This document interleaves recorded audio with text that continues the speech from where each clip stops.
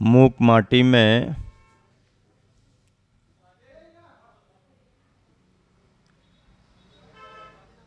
मुखरित संदेश के रूप में विशेष प्रसंग चल रहे हैं।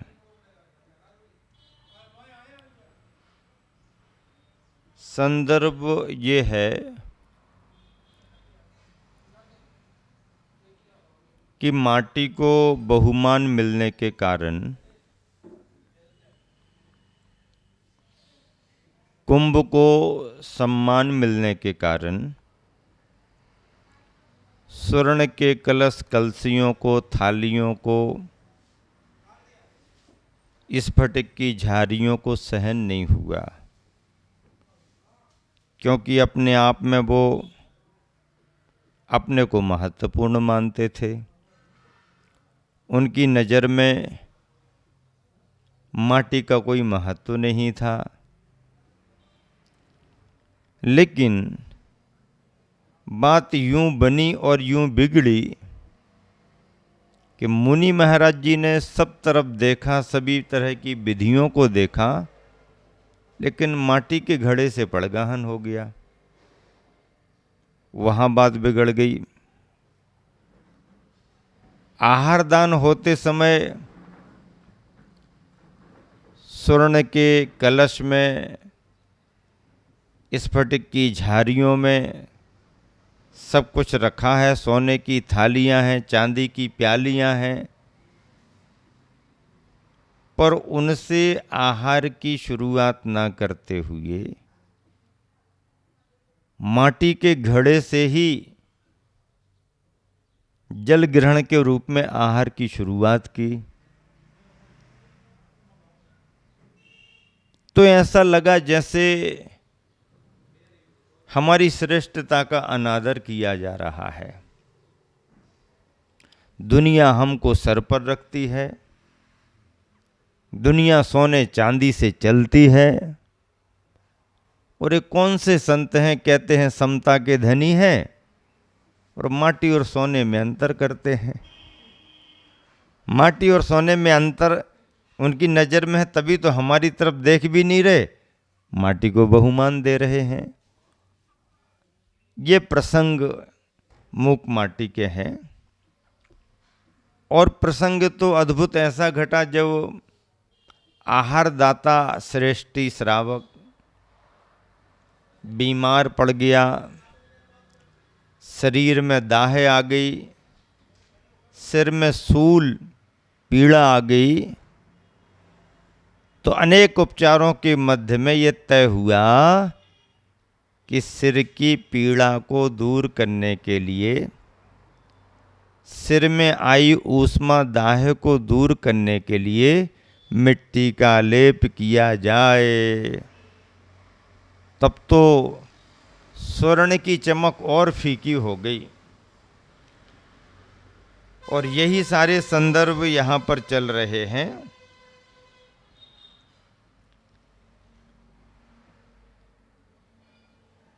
यही दशा स्वर्ण कलश की हुई, उसकी छाया निकट में पड़ी छोटी छोटी स्वर्ण रजत की कलसियों पर भी पड़ रही है।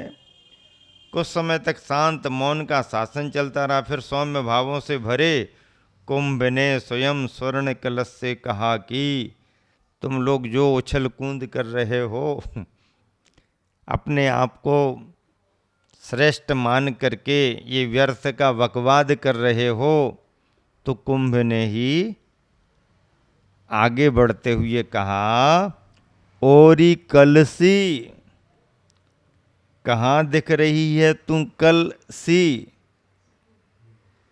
ओरी कलसी, कलशिया, सोने की कलशिया, ओरी कलसी, कहाँ दिख रही है तू कलसी? केवल आज कर रही है कल की नकल सी। केवल आज कर रही है कल की नकल सी। तू रही न कल सी, तू रही न कल सी, कल सी न रही कल सी, कल सी। कल कमनीता कहाँ है वह तेरे गालों पर, अक्कल कमनीयता, कहाँ है वह तेरे गालों पर, लगता है अधरों की वह मधुरम सुधा, लगता है अधरों की वह मधुरम सुधा कहीं गई है निकल सी, अकल के अभाव में पड़ी है काया अकेली। अकल के अभाव में पड़ी है काया अकेली, कला विहीन बिकल सी, छोटी सी ले सकल सी, और ही कलसी, कहाँ दिख रही है तू कलसी। कुंभ ने कलसी को परिवर्तन का स्वभाव बतला दिया कि जो आभा कांति तुम्हारे में कल दिख रही थी वो आज नहीं दिख रही। कुंभ ने ये कहा।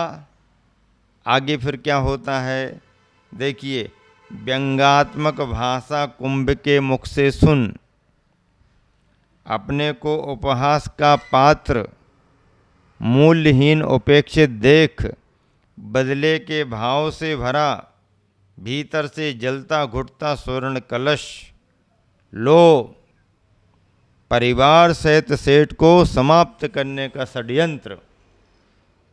क्या स्वर्ण कलश की तैयारी क्या हो गई? परिवार सहित सेठ को समाप्त करने का षड्यंत्र। दिन और समय निश्चित होता है। क्या समाप्त करना है परिवार सहित सेठ को? अब दिन निश्चित करो, समय निश्चित करो। दिन और समय निश्चित होता है। आतंकवाद को आमंत्रित करने का दिन और समय निश्चित होता है, आतंकवाद को आमंत्रित करने का। यह बात निश्चित है कि मानकोटिस पहुंचने से ही आतंकवाद का अवतार होता है। यह बात निश्चित है कि मानकोटिस पहुंचने से ही आतंकवाद का अवतार होता है। अति पोषण या अति शोषण का भी यही परिणाम होता है। अति पोषण या अति शोषण का भी यही परिणाम होता है। तब जीवन का लक्ष्य बनता है। जीवन का लक्ष्य बनता क्या? लक्ष्य शोध नहीं, बदले का भाव, प्रतिशोध। शोध नहीं, बदले का भाव, प्रतिशोध जीवन का लक्ष्य बन जाता है, जो कि महा अज्ञानता है, दूरदर्शिता का अभाव, पर के लिए ही नहीं अपने लिए भी घातक। पर के लिए ही नहीं अपने लिए भी घातक। ये जो शब्द आतंकवाद का मूक माटी में आया है,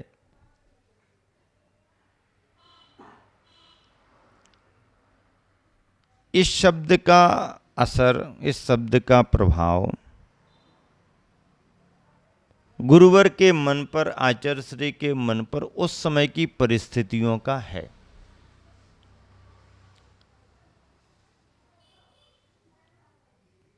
भारत के अंदर उस समय तेजी के साथ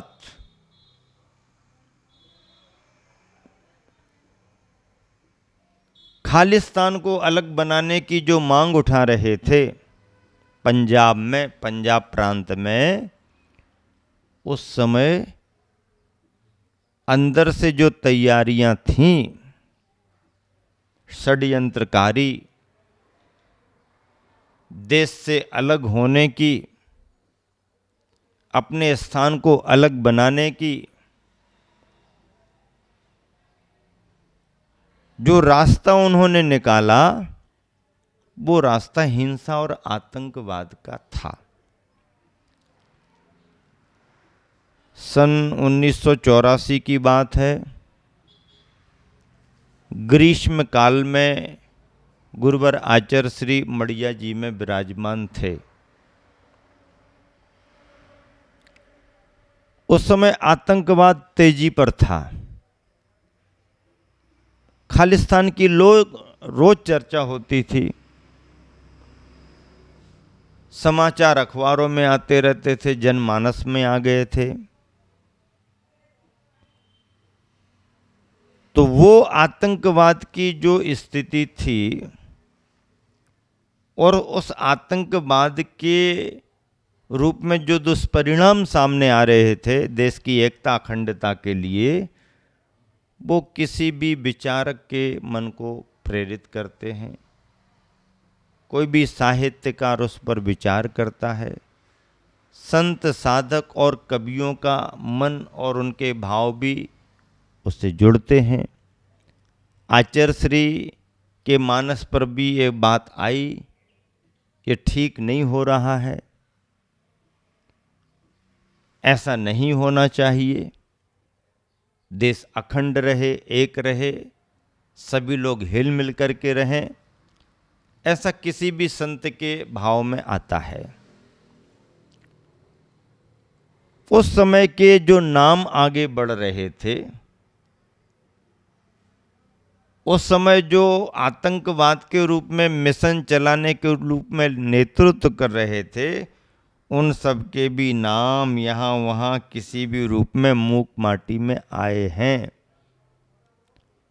और जो आतंकवाद के खिलाफ खड़े हो रहे थे, आतंकवाद को पनपने नहीं देना चाह रहे थे, वहाँ के ऐसे नेताओं के नाम भी इसमें मूक माटी में आए हुए हैं। गुरुवर के भावों में एक बात ये भी आई कि जब भी कोई आतंकवाद जैसी चीज है या कोई प्रतिशोध का भाव आता है, तो उसमें कहीं ना कहीं अति शोषण का भाव होता है या अति पोषण का भाव होता है।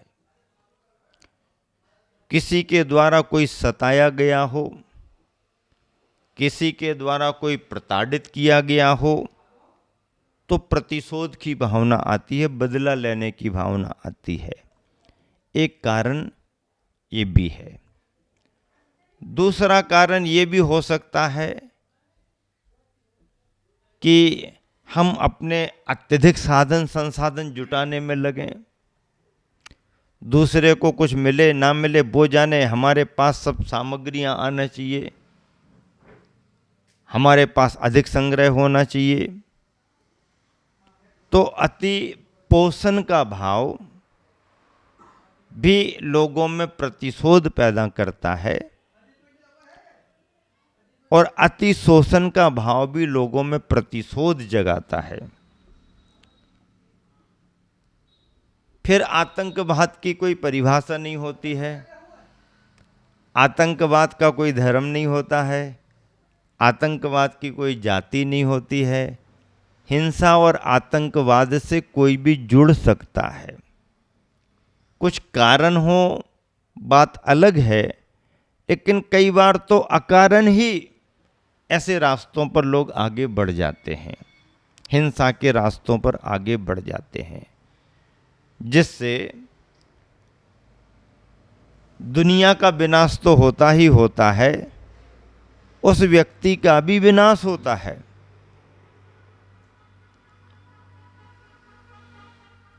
आतंकवाद में अभी की जो वर्तमान की स्थिति चल रही है, 1984 का समय अलग था और 84 से बढ़ते बढ़ते 84 से 94, 4 और 14 से लेकर के 2019 की बात चल रही है। अब तो सारी दुनिया में आतंकवाद एक बहुत बड़ी समस्या बन गया है और इतने तरीकों से, योजनाबद्ध तरीकों से आगे बढ़ता है कि समझ में ही नहीं आता। दुनिया तहस नहस हो जाती है। इस आतंकवाद के, आतंकी घटनाओं के दुष्परिणाम इतने वर्षों में सारी दुनिया ने देख लिए। भारत भी आतंकवाद से पीड़ित है। भारत भी आतंकवाद की चपेट में है। बरसों आतंकी हमले इसने झेले भी हैं, अकारण, कोई कारण नहीं। बस कश्मीर हमारा है, कश्मीर को आजाद कराना है। और आतंकवादियों ने अपनी परिभाषा बदल ली, स्वतंत्रता संग्राम सेनानी बन रहे।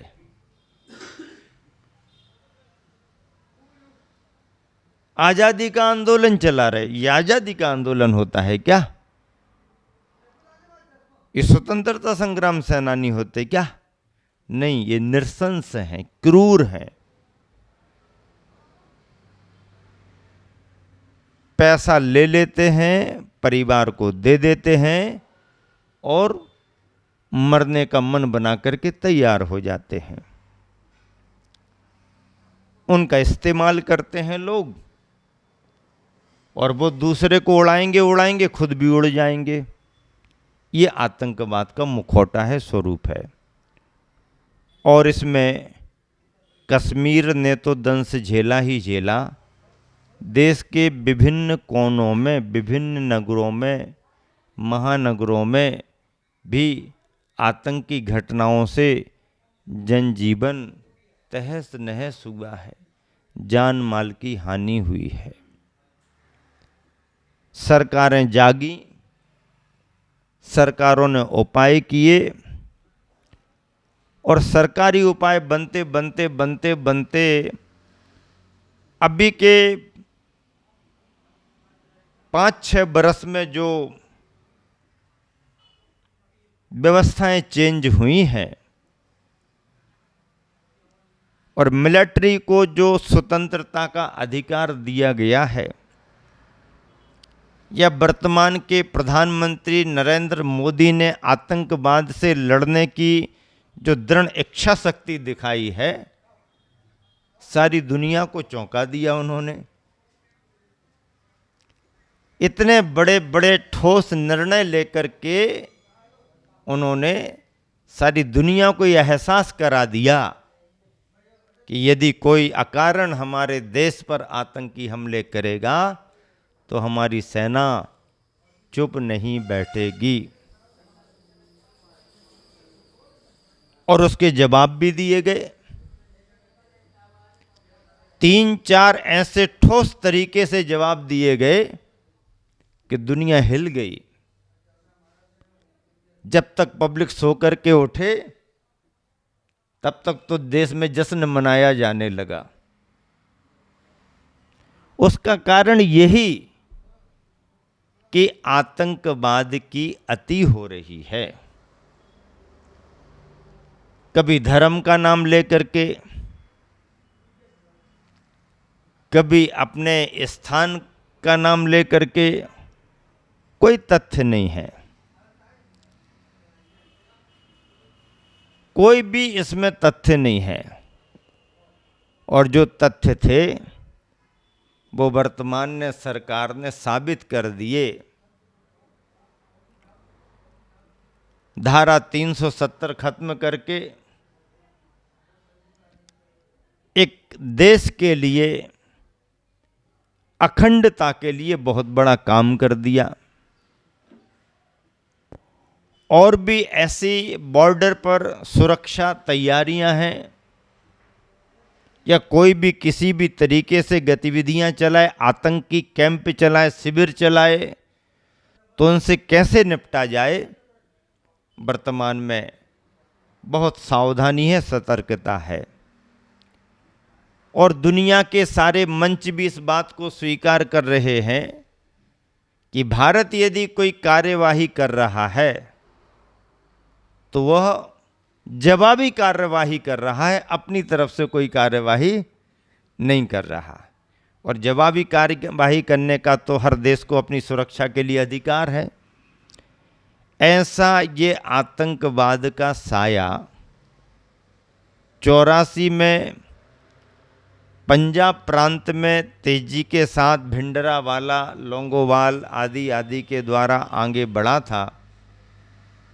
उसी समय की प्राइम मिनिस्टर इंदिरा गांधी ने बहुत दृढ़ इच्छा शक्ति दिखाते हुए देश की सुरक्षा के लिए, अखंडता के लिए बहुत बड़ा कदम उठाया था। हालांकि उसका परिणाम भी कुछ ही समय में उनके जीवन के लिए देखने को मिला। वो बहुत बुरा हुआ उनके साथ। उन्होंने राष्ट्र की रक्षा के लिए काम किया था, देशवासियों की रक्षा के लिए काम किया था, लेकिन घटनाएं जो घटी वो सब मालूम है। और ये भी इनडायरेक्ट आतंकवाद के समर्थन की ही घटनाएं थीं, जो चूक हो गई, थोड़ी सी समझने में चूक हो गई। अन्यथा इंदिरा जी इन सब मामलों में बहुत अलर्ट और सतर्क रहने वाली थी, पर चूक हो गई, उसका खामियाजा उनको इस रूप में भुगतना पड़ा। पर उसके बाद से सरकारों ने बहुत उपाय किए, प्रयास किए। ढिलाई होने के कारण इनका मनोबल बढ़ता रहा। देश में स्वतंत्रता जैसी उनको जहां मिली वहां उन्होंने आतंकी हमले किए, लेकिन अभी वर्तमान में चुस्त और दुरुस्त व्यवस्थाएं होने से बहुत ज़्यादा नियंत्रण है और होना भी चाहिए। यहाँ पर जब मूक माटी के काव्य में वार्ताएं चलते चलते कुंभ ने कलसी के भी परिवर्तित स्वरूप की व्याख्या कर दी, तो स्वर्ण पात्रों से सहन नहीं हुआ और स्वर्ण कलश मन में मान का आविर्भाव करते हुए, अपने आप को अपमानित महसूस करते हुए, टीस का अनुभव करते हुए, अपने मान अहंकार के भाव से सेठ परिवार को समाप्त करने के लिए आतंकवाद को आमंत्रित करता है। हमसे काम नहीं बना, तुम आ जाओ और इनको ठीक करो। गुरुवर आचार्य श्री कह रहे हैं, यह आतंकवाद महा अज्ञानता है, दूरदर्शिता का अभाव है, प्रतिशोध की भावना ठीक नहीं है। पर के लिए ही नहीं, अपने लिए भी प्रतिशोध की भावना घातक है। इस विषय में गुपचुप मंत्रणा होती है स्वर्ण कलश की, गुपचुप मंत्रणा होती है स्वर्ण कलश की अपने सहचरों अनुचरों से। इस असभ्यता की गंध नहीं आती परिवार के किसी सदस्य को। इस असभ्यता की कि ये जो क्या चल रहा है, इसकी गंध नहीं आती परिवार के किसी सदस्य को। सभ्यों की नासिका वह भूखी रह सकती है। सभ्य जो संस्कारवान हैं उनकी नासिका वह भूखी रह सकती है, पर भूल कर स्वप्न में भी दुर्गंध की ओर नहीं जाती। नासिका भूखी तो रह सकती है, पर भूल करके भी कभी दुर्गंध की ओर नहीं जाती। ये सभ्य संस्कारवानों का स्वभाव। गंध से भी होने मात्र से भ्रमर और मक्षिका एक नहीं हो सकते। गंध से भी, गंध का पान दोनों करते हैं, होने मात्र से भ्रमर और मक्षिका यानी मक्खी एक नहीं हो सकते। सुरभि से भरे फूलों को छोड़, सुरभि से भरे फूलों को छोड़, मल मूत्र श्लेष में मांस आदि आदि पदार्थों पर भ्रमर कभी नहीं बैठता। भ्रमर कभी बैठता नहीं। जहाँ पर मक्षिका फंसकर मर जाती है मतिमंदा। आज आएगा आतंकवाद का दल। क्या सुन रहे विदिशा वालों की? नहीं, ध्यान से सुनो। मूक माटी महाकाव्य की चर्चा चल रही है। क्या कह रहे हैं गुरुवर? आप लोगों ने सभी ने शीतल धाम में विदिशा में आचर्षी का चतुर्मास कराया, स्वाध्याय का लाभ लिया होगा, लेकिन गुरुवर के मुख से मूक माटी सुनने नहीं मिली होगी। हम लोगों ने तो संग में जब मूक माटी की किताब छपी नहीं थी तब भी मूक माटी सुनी थी। लेखन चलता रहता था। आचार्य श्री संघ के महाराजों को समय समय पर अपने प्रसंग सुनाते रहते थे। ये तो ग्रंथ पुस्तक छपने के पहले हम लोगों ने सुनी, छपने के बाद तो पढ़ने का, संगोष्ठी कराने का हम लोगों को बहुत अवसर मिला। लोकार्पण होने के बाद में सन 1988 मड़िया जी में इस कृति का लोकार्पण होने के बाद सबसे पहली संगोष्ठी सन 1989 चातुर्मास में पिंडरी, मंडला जिले में पिंडरी में चातुर्मास में हम लोगों ने कराई, जिसमें अनेक विद्वानों को बुलाया। सुरेश सरल जी साहित्यकार उस संगोष्ठी के संयोजक थे।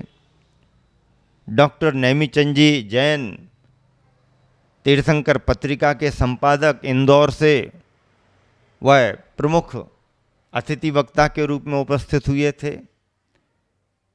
जबलपुर से विशेष साहित्यकारों को आमंत्रित किया था और पहली संगोष्ठी, उस संगोष्ठी में विषय भी मैंने अपना चुना, मूक माटी मुक्ति की मंगल यात्रा। मूक माटी क्या है? मुक्ति की मंगल यात्रा। उस संगोष्ठी के लिए एक आलेख लिखा हमने, बाद में कालांतर में उस आलेख को ही एक छोटी सी पुस्तिका बना दी गई इसी शीर्षक से, मूक माटी मुक्ति की मंगल यात्रा। मूक माटी पर अनेक जैन जैनेतर विद्वानों ने समीक्षाएं की हैं, आलोचना समालोचना की है, पीएचडियां यानी थीसिस हुई है, बड़े बड़े शोध प्रबंध सामने आए हैं। मूक माटी मूक होकर के भी मुखर बहुत है,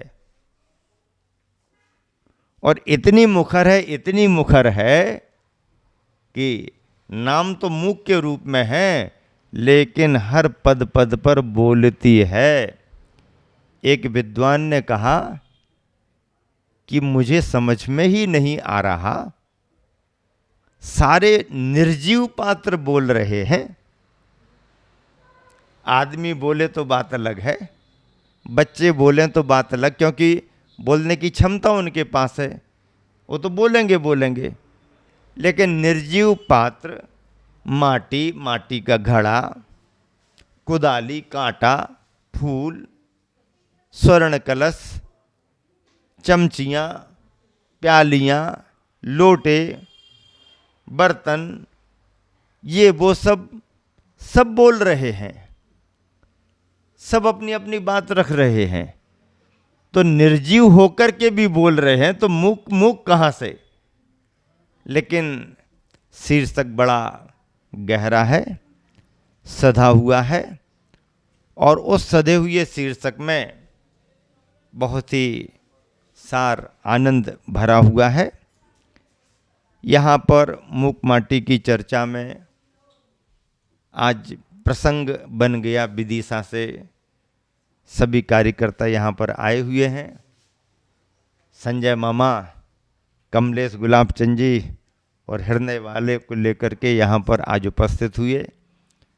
इंदौर वाले भी आसपास से सभी लोग आ रहे हैं, क्योंकि इंदौर को छोड़ कर के इंदौर बाहर बाहर निकले हुए हैं। गुरुवर आचार्य श्री अभी वर्तमान में सिद्धोदय नेमावर में विराजमान हैं, उन्हीं की वंदना के लिए हम लोग आगे बढ़ रहे हैं। और इस तरह से मूक माटी का जो अपना क्रम चल रहा है, उसे समय पर श्रद्धालुओं को सुनने के लिए भी मिल रहा है। यहाँ पर बात आगे बढ़ रही है कि आज आएगा आतंकवाद का दल, आपत्ति की आंधी ले आधी रात में। आज आएगा आतंकवाद का दल, आपत्ति की आंधी ले। कौन सी आंधी? कौन सी आंधी?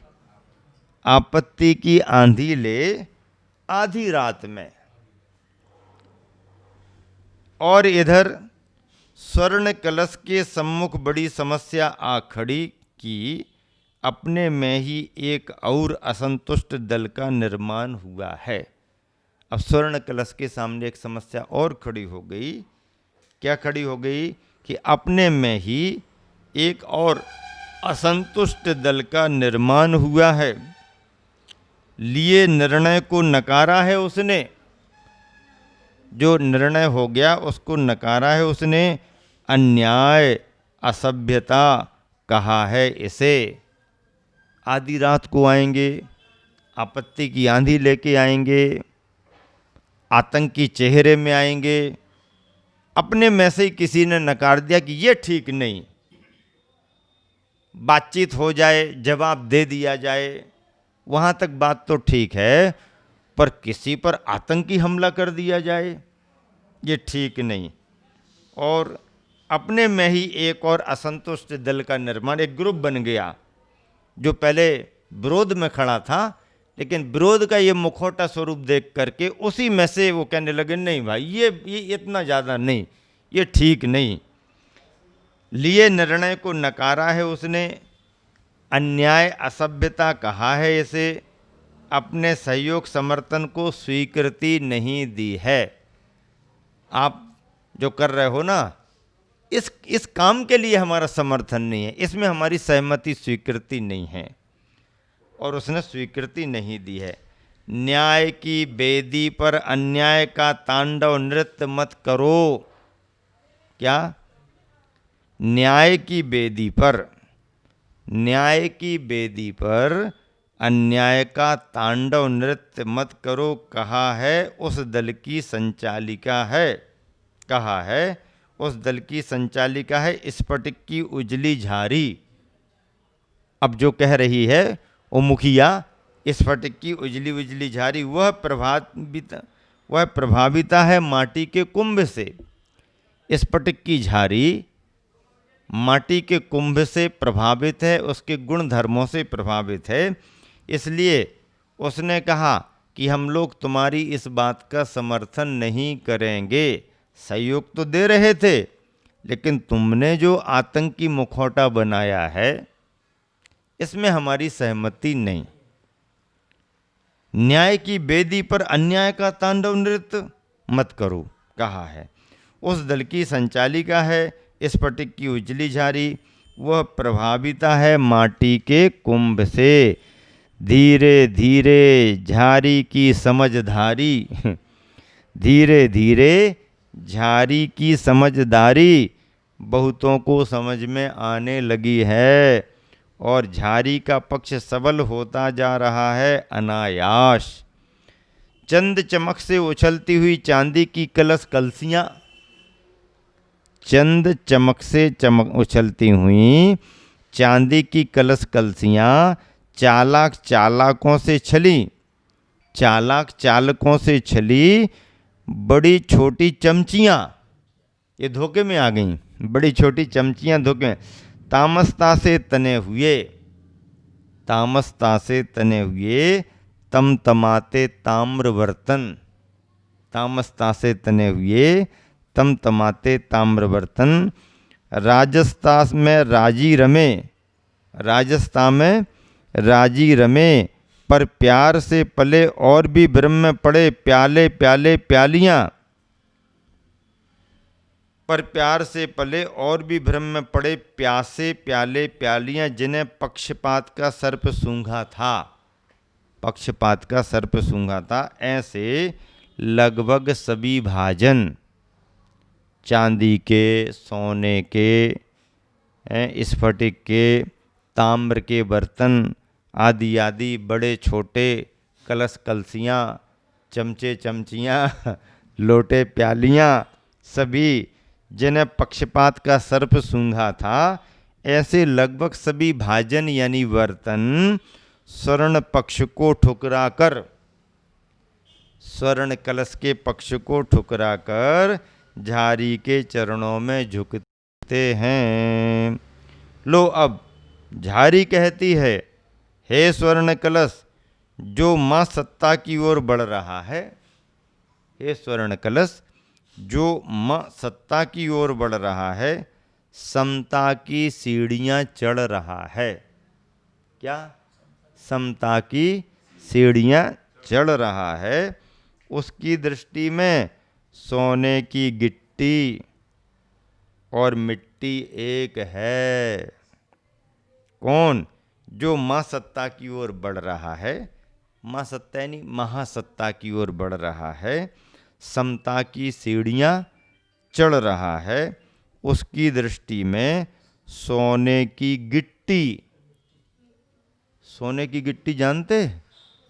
बिस्किट।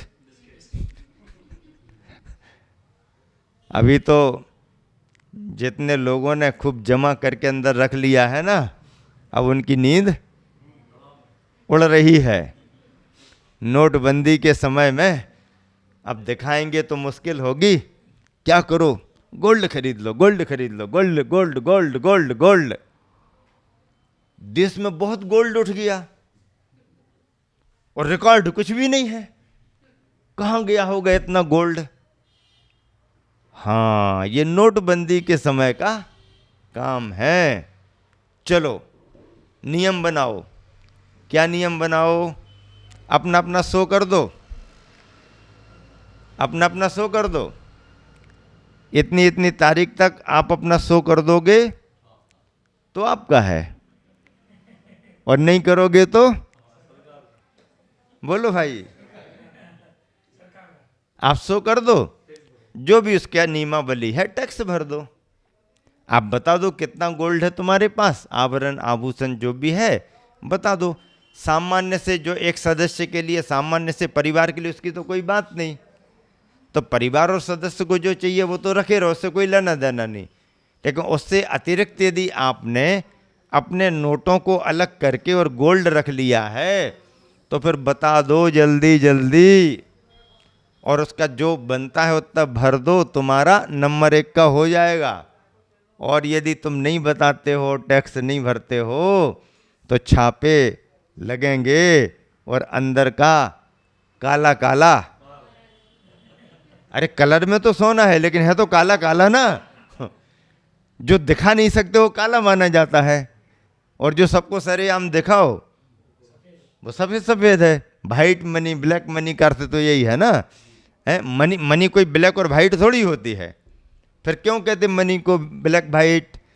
जो छुपाई जाती है, बताई नहीं जाती, वो ब्लैक मनी है, और जो सभी को बताई जाती है, बता सकते हैं, वो वाइट मनी है। Number 1 number 2, number 1 number 2। तो सरकार भी क्या नियम बना रही है कि बता दो, टैक्स भर दो, तुम्हारा है, कोई बात नहीं। और यदि नहीं बताओगे तो पता लगाएंगे, फिर पता लगा के निकालेंगे तो फिर तुम्हारा नहीं रहेगा, फिर हमारा, और दंड अलग मिलेगा तुम्हारे लिए। इस तरह से सोना काला नहीं होता, सोना तो पीला है, लेकिन यदि तुम्हारे नियम में है तो पीला पीला है, और पता ना पड़े किसी को तो पीला पीला भी रखोगे तो काला काला माना जाएगा। तो काले धन को उजला धन करने के रूप में सरकार नियम बना रही है। सरकार क्या नियम बना रही? कि तुम्हारा काला धन उजला हो जाए। तो बाहर से काले धन को उजला बनाने के नियम तो बन सकते हैं, लेकिन काले मन को उजला बनाने के नियम सरकार नहीं बना सकती। उस काले मन को उजला मन बनाने के लिए तो धर्म की वाणी, भगवान की वाणी, गुरुओं की वाणी, धर्म ग्रंथों का उपदेश ही कार्यकारी होता है।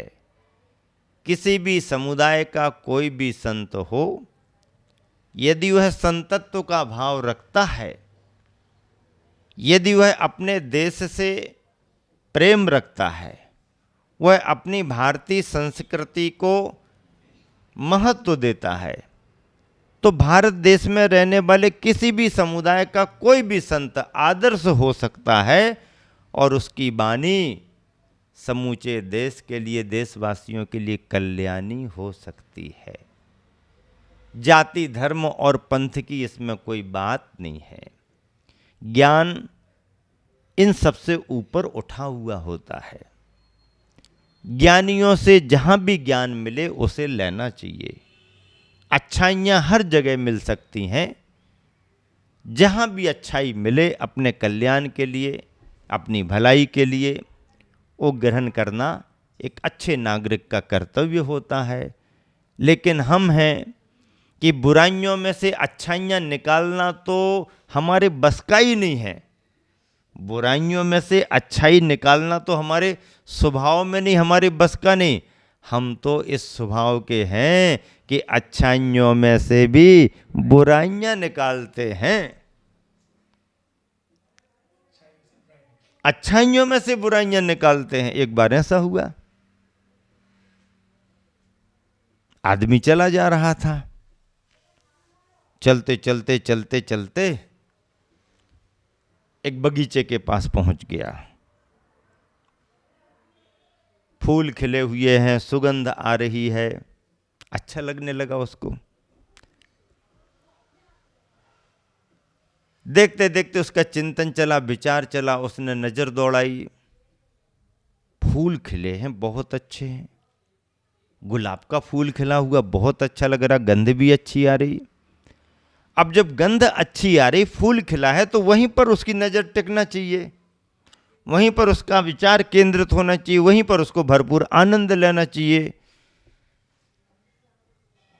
तो वहां जितनी देर टिका उसका मन टिका, लेकिन वहां से हट करके क्या सोचने लगा, अरे फूल तो बहुत सुंदर है, गंध भी अच्छी आ रही, लेकिन कांटों के बीच में ये ठीक नहीं है, कांटों के बीच में है, ये ठीक नहीं है। चलो यहां से हटो, फूल तो अच्छा है पर कैसा फूल कांटों के बीच में है। आगे बढ़ गया। आगे बढ़ते बढ़ते समुद्र के किनारे पहुंच गया। कितना विशाल सागर है, अपार जल राशि भरी हुई है, लहरें उठ रही हैं, मन को अच्छा लग रहा है। ये सब आनंद लेते लेते, ये सब तो ठीक है, लेकिन पानी बहुत खारा है। चलो यहां से हटो, वहां से हट गया। मयूर दिख गया, कितने सुंदर सुंदर पंख, ऐसा वैसा ये वो करते करते जब उसने आवाज दी, अरे बड़ी कर्कश आवाज है, यहां से हटो, वहां से हट गया। दिन भर निकल गया, रात हो गई, चांदनी रात थी, चंद्रमा आ गया, बड़ी उजली रात है, बहुत अच्छा लग रहा है। होते होते देखते देखते चंद्रमा को देखने लगा, शीतलता भी है, चांदनी रात भी है, ये सब तो बहुत अच्छा है, लेकिन चांद में कालापन दिख रहा है, हाँ दाग दिख रहा है।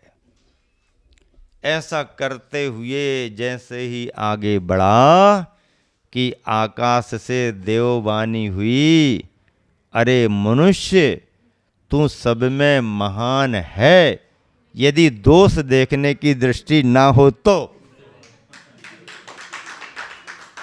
अरे मनुष्य मानव तू सर्वश्रेष्ठ, सबसे महान है। बस बात इतनी है, शर्त इतनी है कि दोष देखने की दृष्टि तेरी ना हो तो तू सब में महान है। अपन कहीं से भी जा रहे हों, यदि हमारा मन सदाशय से भरा है, सद्भावना से भरा है, तो हम कमी में भी संतुष्ट हो सकते हैं। आप मेहमान बन के गए हो, शादी विवाह में गए हो, यदि आपका मन सद्भावना वाला है तो वहाँ पर कुछ कमी भी होगी तो आप टीका टिप्पणी नहीं करोगे। अरे भाई, अपने ही जैसा तो इनका भी काम है। अपने घर कभी होता है अपन करते करते भी चूक जाते ना, परिवार है, ध्यान दिया नहीं, अपन भी थोड़ी देर को कार्यकर्ता बन जाओ, चलो थोड़ी सी पूर्ति कर दो। तुम्हारा मन अच्छे से भरा है, आप उसको बुरा नहीं मानोगे, सहयोगी भाव रखोगे, उसकी पूर्ति कर दोगे। और तुम्हारे मन में यह है कि इसकी मीन मेख निकालना है। पुलिस वाला यदि गाड़ी वाले को रोक ले और पुलिस वाला ये सोच ले कि इससे तो पैसा लेना ही है और कोई ना कोई इसको कानून में फंसाना है, तो उसके पास में 50 कानून हैं। पुलिस वाले ने सोच लिया कि इससे इसको कुछ ना कुछ कानून में लगाना है, उनके पास 50 बातें हैं और वो ले लेगा, तुम्हें देना पड़ेगा। और उसने सोचा अब ऐसा तो चलता ही है, तो कुछ नहीं है। अपने आशय पर डिपेंड करता है। अपने घर अपन पूर्ति करते हैं, अपन चूक जाते हैं। कोई अपन को कहता है तो साहब सॉरी, हो जाती है गलती, कह देते हैं। अपन दूसरे के यहाँ जाते हैं, अपन वैसा ही भाव लेकर के चलें कि भाई हम भी व्यवस्था बनाते बनाते नहीं बना पाते, इन्होंने बनाई है, हो गया हो गया। सकारात्मक रुख लेकर के चलते हैं तो असंतुष्टि नहीं होती है। छोटी व्यवस्था में भी आपको प्रशंसा देखेगी।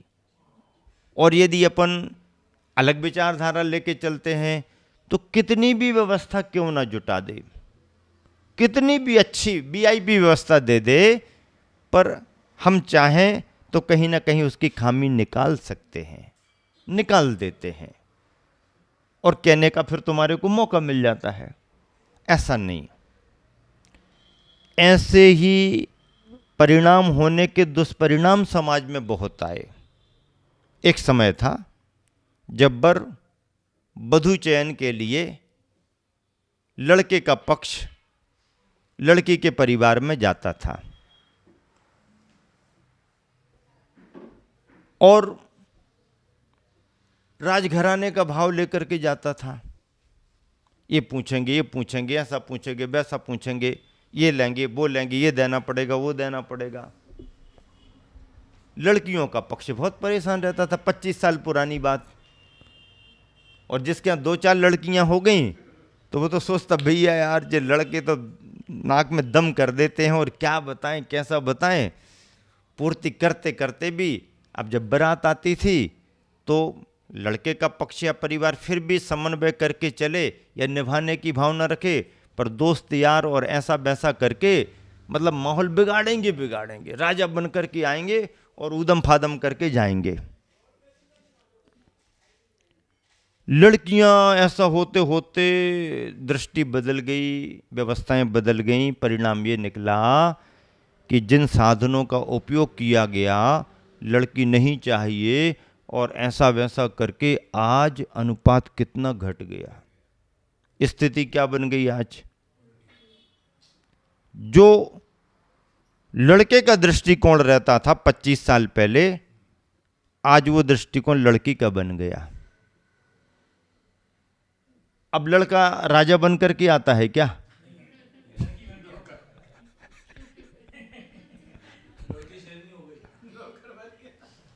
आप हाँ कर दो, फिर सारी व्यवस्था हम जमा देंगे। आप तो हाँ कर दो, नहीं वो हमें ऐसा करना पड़े, नहीं आप उसकी चिंता मत करो, आप तो हाँ भर कर दो, हम सारी व्यवस्था बना दें। भैया क्या देना पड़ेगा, क्या लेना पड़ेगा, नहीं इसकी बात ही मत करो, इसकी बात मत करो। नहीं फिर भी तो अरे भैया तुम हाँ तो कहो। और पहले भोजन के समय ये होना, ऐसा होना, वैसा होना, और ये वो। तो समय कैसे बदलता है। उस समय तुम्हारा सोच कैसा रहता था। आज किसी लड़की के घर पर कोई भी व्यवस्था देखने या बातचीत करने जाता है तो पुरुष पक्ष का, वर पक्ष का भाव कैसा नरम दिखाई देता है, दबाव महसूस करके जाता है। भैया लेने देने की तो बात ही नहीं करना, बस हाँ भर करा लो। वो अपनी इच्छा से कुछ भी करें करें, हर पिता अपनी बेटी को देता है, तुम ना भी मांगो तो देता है, जो बनता है वो देता है, देने के लिए ही इकट्ठा करता है, वो बात अलग है। लेकिन उस समय दबाव बहुत बनाया जाता था, उसका मतलब मिसयूज जैसे कहते हैं कि बिल्कुल, और ऐसे जैसे दीनहीन अनाथ जैसे खड़े रहते हो, ऐसी स्थितियां बनने लगी थी।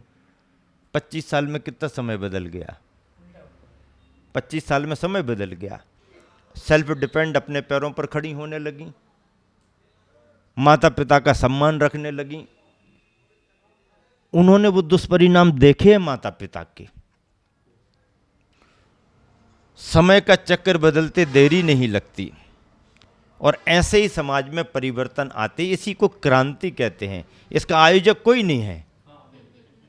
दहेज प्रथा के विरुद्ध कोई भी एक नाम नहीं आएगा कि इसका सिरमौर ये रहा होगा। हर प्रथा का अंत करने के लिए किसी न किसी का नाम आएगा। गांधी जी ने ये किया, राजा राम मोहन राय ने ये किया, लोकमान्य तिलक ने ये किया, जवाहरलाल नेहरू ने ये किया, अटल बिहारी वाजपेयी ने ये किया, इनने ये किया, वो किया। समाज सुधारक लोगों ने अलग अलग काम किए, संतों ने भी अलग अलग रीति रिवाजों में सुधार कराए। लेकिन दहेज प्रथा के अंत को कराने में कौन संत आया, कौन समाज से भी आया, किसी एक का नाम नहीं है। लेकिन उस आवश्यकता ने आविष्कार कर दिया, और जो स्थिति थी पूरी पलट गई। हमारा सोच बदले तो सारी व्यवस्थाएं बदलती हैं, और सोच ना बदले तो व्यवस्थाएं बदलती नहीं हैं। अपन को अपने मन में ये भाव रख कर के हर जगह कहीं भी उपस्थित होते हैं, भैया अपने यहाँ यदि होता तो अपन कैसा करते। अच्छा, संतुष्टि का सबसे बड़ा मंत्र है, संतुष्टि का सबसे बड़ा मंत्र है कि आप सद्भाव के नजरिए से देखना शुरू करो। पूर्ति कभी नहीं होती, किसी न किसी बात की कमी संसार में बनी ही रहती है। पर आपको यदि ये लगता है कि जितना मिला है ये कम है क्या, बस खत्म काम। जितना मिला है ये कम है क्या, इतना यदि आपने सोच लिया तो जो है उसी में संतुष्टि और खुश। और यदि ये भाव नहीं आया तो दुनिया की तमाम माया भी तुम्हारे पास आ जाए, सारे संसाधन भी आ जाएं, तो दृष्टि तुम्हारी और आगे जाएगी और आगे जाएगी। ये तो मिल गया लेकिन वो नहीं मिला, वो नहीं मिला, वो नहीं मिला, कोई इसमें नहीं। इस तरह से स्वर्ण कलश और मिट्टी के कुंभ में जो भी बात चल रही है वह लास्ट में यहीं पर आई कि जो महासत्ता की ओर बढ़ रहा है, समता की सीढ़ियां चढ़ रहा है, उसकी दृष्टि में सोने की गिट्टी, गिट्टी का ढेला नहीं कहा, ढेला नहीं कहा, गिट्टी कहा। और गिट्टी क्या, बिस्किट कह दो, छोटे छोटे बिस्किट। सोने की गिट्टी और मिट्टी एक है, और है ऐसा ही तत्व, ऐसा ही तत्व। अतः अवसर का लाभ लो, आग्रह की दृष्टि से मत देखो। अवसर का लाभ लो, आग्रह की दृष्टि से मत देखो। मान यान से अब नीचे उतर आओ तुम, मान के यान यानी विमान से नीचे उतर आओ तुम, जो वर्धमान होकर मानातीत हैं, जो वर्धमान होकर मानातीत हैं। नाम तो वर्धमान है, मान बढ़ रहा है, वर्धमान है, फिर भी मानातीत हैं। मानातीत हैं मतलब मार्दव स्वभाव वाले हैं। वर्धमान महावीर का नाम है। क्यों पड़ा महावीर का नाम वर्धमान? क्योंकि उनके जन्म लेने के साथ ही राजघराने में सब चीज़ें बढ़ने लगीं। अपने आप बढ़ने लगीं। शिशु वर्धमान का जन्म हुआ, महावीर का जन्म हुआ, तो सेना का विस्तार होने लगा, धन धान्य की समृद्धि होने लगी, कुल कुटुंब विस्तृत होने लगा, खुशियाँ बढ़ने लगीं। तो परिभाषा बनाई गई कि बढ़ता चले सो वर्धमान, जिसके आने पर सब बढ़ रहा है, वर्धमान है। तो वर्धमान तो हमारे तीर्थंकर महावीर भगवान का नाम है, पर यहाँ पर जो वर्धमान होकर के यानी बढ़ रहा बढ़ रहा बढ़ रहा, और क्या बढ़ रहा, सब कुछ बढ़ भी रहा और मान भी बढ़ रहा, सम्मान भी बढ़ रहा, फिर भी मानातीत हैं, उनको उसकी इच्छा नहीं है। उनके पदों में प्रणिपात करो, ऐसे उनके पदों में प्रणिपात करो, अपार पाप सागर से तर जाओ तुम। अपार, जो पार करना तैरना कठिन है, ऐसे पाप के सागर से, अन्याय अनीति के सागर से तर जाओ तुम, तर जाओ तुम, ये कहा जा रहा है। इस स्फटिक की झारी ये सभी को समझा रही है कि तुम ये गलत कर रहे हो, हिंसा और आतंकवाद को प्रेरित कर रहे हो, उसे आमंत्रित कर रहे हो, और सेठ के समूचे परिवार को ही समाप्त करने का जो प्लान तुम बना रहे हो, ये ठीक नहीं। हम तुम्हारे साथ बर्तनों में तुम्हारे साथी बन कर के जरूर हैं, पर तुम्हारी इस मनसा का, तुम्हारे इस दुरभिप्राय का हम समर्थन अनुमोदन नहीं करेंगे। उनसे हमारी सहमति नहीं है, ये बात अलग है, लेकिन तुम ऐसा उनके प्रति करो, इसमें हमारा समर्थन नहीं है। झारी ने अपना पक्ष स्पष्ट कर दिया, स्वर्ण के कलश को सचेत कर दिया। तुम जो ये सोच रहे हो आतंकवाद को आमंत्रित करेंगे, आपत्ति की आंधी आधी रात में लाएंगे और समस्त सेठ परिवार को समाप्त कर देंगे, ये तुम्हारा सोच ठीक नहीं, ये कार्य ठीक नहीं, इसकी हम अनुमोदना नहीं करते हैं। और जिनकी दृष्टि में समता की सीढ़ियाँ बराबर चढ़ रहे हैं और सोने की गिट्टी और मिट्टी में कोई फर्क नहीं है, तब तो ऐसा ही है। ऐसे अवसर का लाभ लो, आग्रह की दृष्टि से मत देखो, मानयान से अब नीचे उतर आओ तुम। जो वर्धमान होकर मानातीत हैं, उनके पदों में प्रणिपात करो, अपार पाप सागर से तर जाओ तुम। इस तरह से मूक माटी का संदर्भ आज के दिन यहीं तक रखा जाता है। मूक माटी के मुखरित संदेशों के नाम से ये सभी विषय चल रहा है, और आप सभी जिनवाणी चैनल पर 5:20 पर शाम को सुन लेते होंगे, क्योंकि विषय है तो साहित्यिक और दार्शनिक सैद्धांतिक, लेकिन इसे और सरस बना करके दृष्टांत उदाहरणों के माध्यम से गुरुवर के संस्मरण बीच बीच में सुना करके इसको आप सबके बीच रखा जा रहा है। आप सभी इसका लाभ ले रहे हैं, ऐसा ही लाभ लेते रहें। महावीर भगवान की जय। फूलों सी मुस्कान है, मुख तेज सूर्य जैसा, शब्दों में कैसे है हो गवर्णन, समता सागर जी मुनि राज का।